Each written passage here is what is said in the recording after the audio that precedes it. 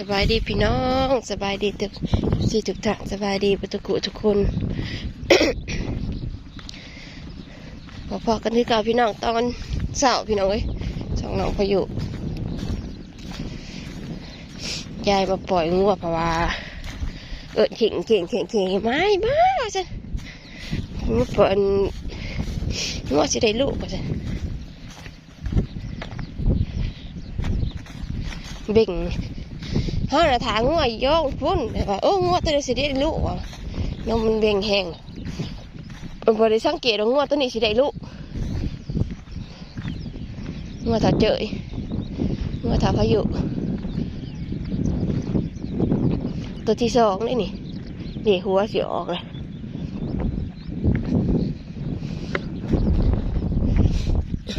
ลมหนาว2-3 มื้อเลยพี่น้องเอ้ยหนาว2-3 มื้อเลย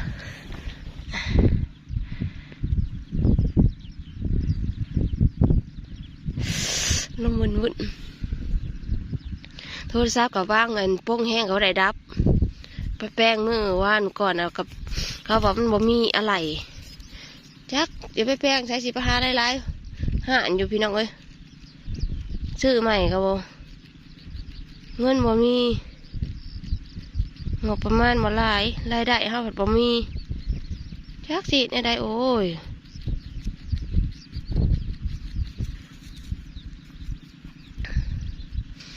ที่ได้เลยบิ่ง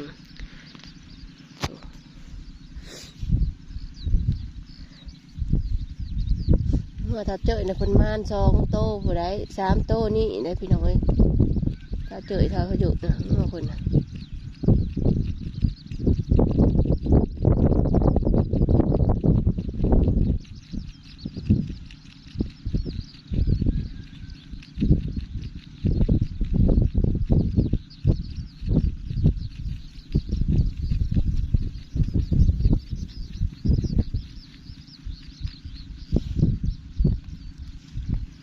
นี่หัวสิออกมาดี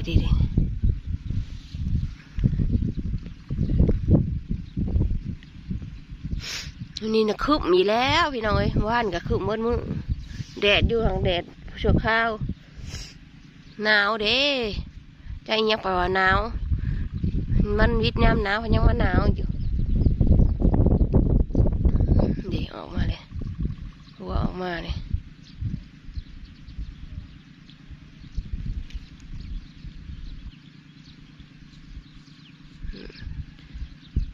คือสีดำ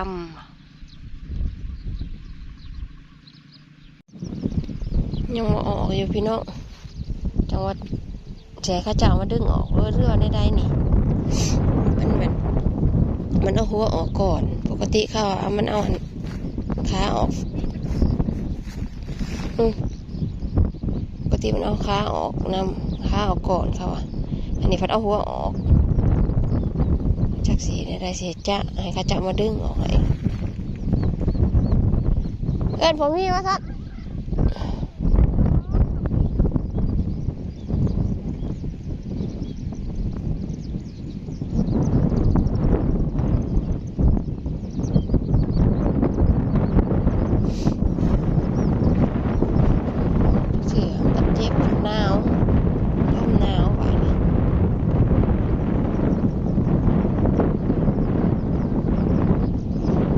มีแห้งดิ่งไหม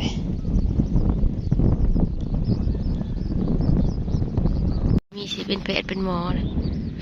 เบิ่งดูตีนมันไม่ได้ออกมาหน้ามาทั้งลุ่มนะทั้งข้างมันนะต้นมันอยู่พุ่นนั่นมันออกร้ายกว่านี้ได้ทั้งลุ่มมาเด้เอามันนี่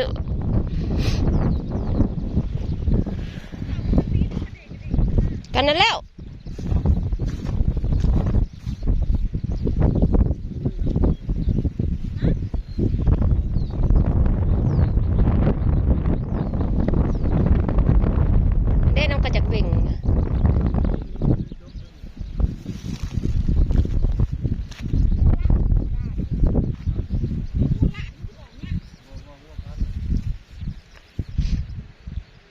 เรา1,300บ่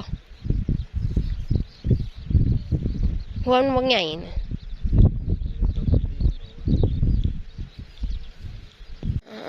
แพทย์หมอสิเห็ด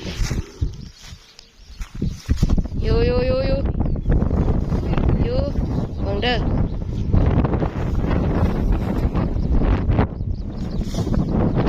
เดนตีนอยู่มันคาพกตีนบ่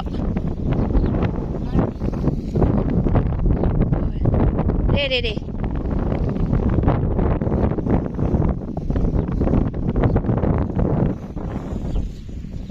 โอ้ย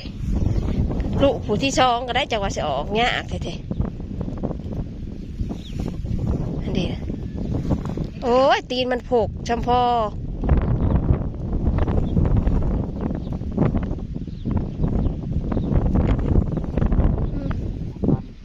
พันวะ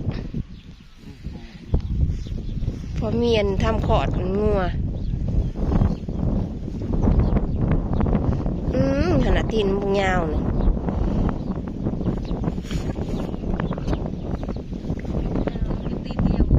เห็นตีนเดียวนอกตีนเดียว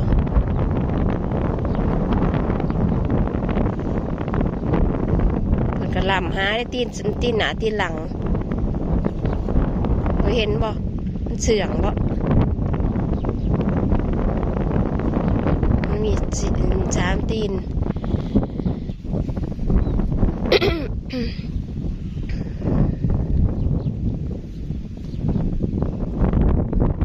มันกาตีนนั่นเดียวนะ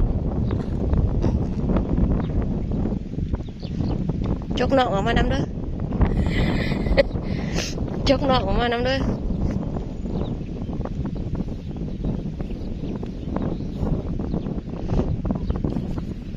เป็นอะไรจะกี่ร้อย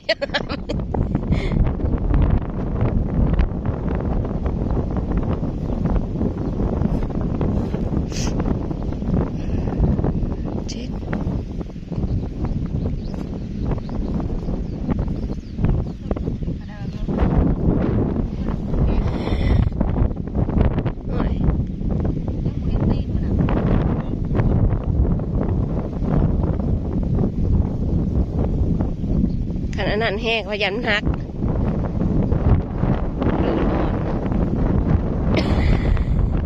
สัก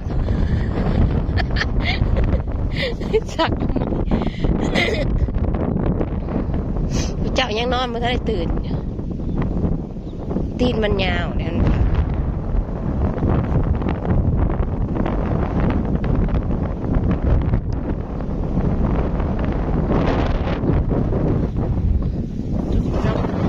ตีนหนึ่งบ่เห็นเดี๋ยวนี้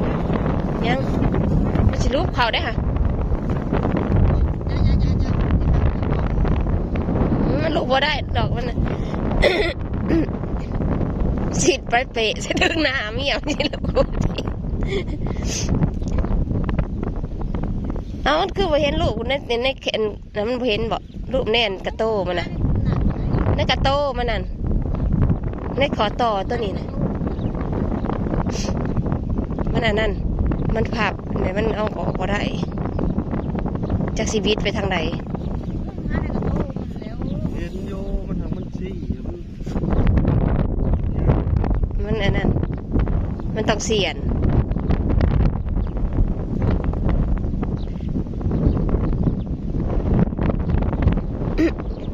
ถูกแฝดบ่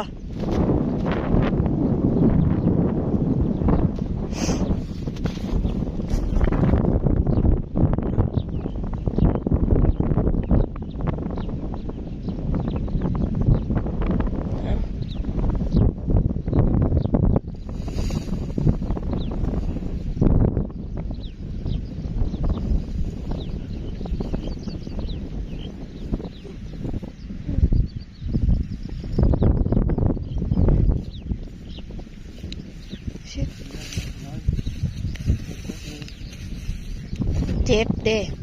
ต้องตีนเจ็บนั่น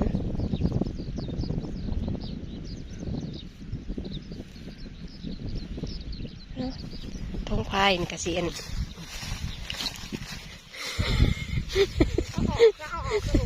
หอยเอาออกได้ท้องซับสมบัติเราจะออก ป้าดทุก ออกแล้ว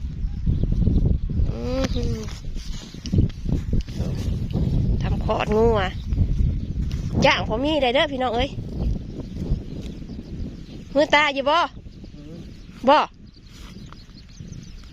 เด้ออกเลย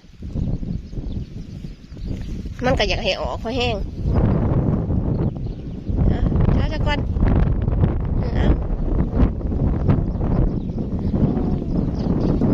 เด้อ้า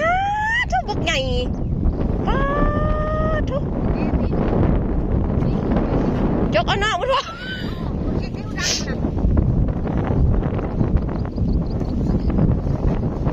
หนองมันเถอะนะ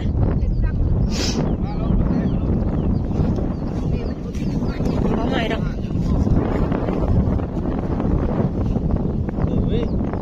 ป้า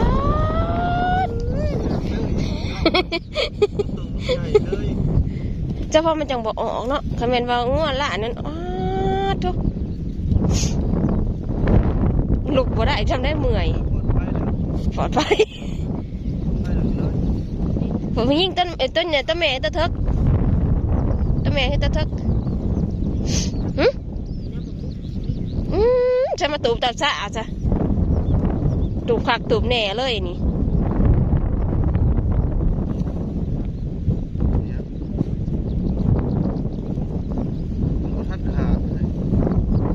มันใหญ่เลยนะ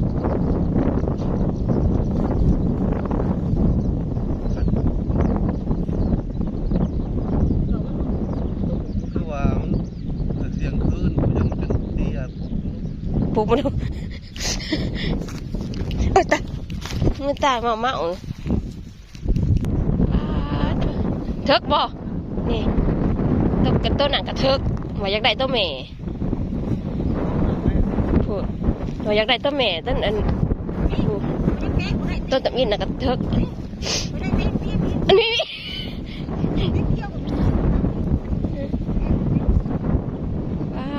โถ่ตูบตับสาบเทิกกว่าฉันที่แท้แม่นะงัวละได้หักดำบ่นี่นี่แดงบ่มีด่างบ่มีเดิงเลย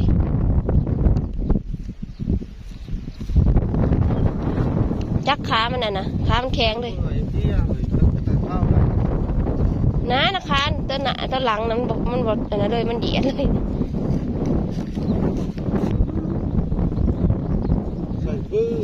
เอ้าอันนี้ยังน้ำลาย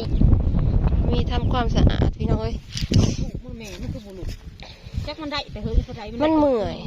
มันจนเที่ยงมันเบ่งกลางคืนเลยยานมันได้แต่เฮงแล้วมันจังเย็นแท้ยานมันฝนตกแล้วจังยานมันตกฝนตกทางอื่นแต่มันลมมันเย็นขายังยาวถกมันหลุดออกยากทีนี้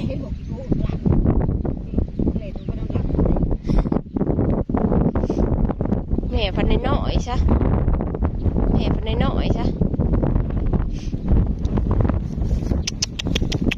เมื่อยแล้วฮะเนาะทำไมได้แต่คืนนี่ก็มันสิบริเวณนั่นเห็นมันออกง่ายมันได้แล้วมันออกแล้วน้องก็จังได้ได้จักเก่งจนต้นตีนขึ้นมาคือได้มันของกัน